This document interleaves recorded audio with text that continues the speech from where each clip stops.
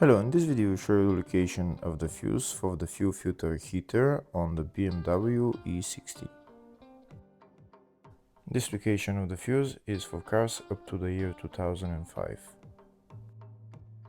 Before I show you the location of the fuses, first I'll show you the location of all the main fuse boxes on this BMW E60.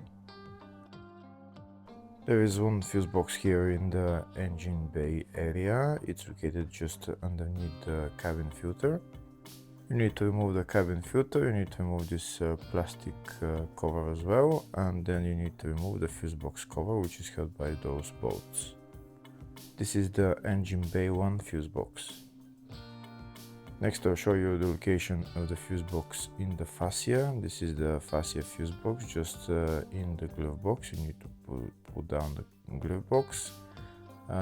There's those two knobs that you need to turn, and that's the glove box fuse box right there.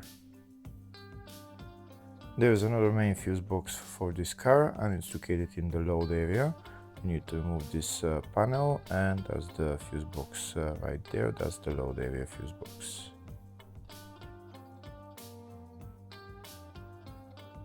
In the description of the video I have links to tools that I recommend for doing jobs like this. Just check out the description of the video. Next I'll show you a diagram of all the fuse boxes for this BMW E60 up to year 2005. That's the engine bay fuse box that I showed you, the fascia fuse box which is in the glove box, and the load area fuse box which is in the load area, and then load area 2 fuse box which is on the battery.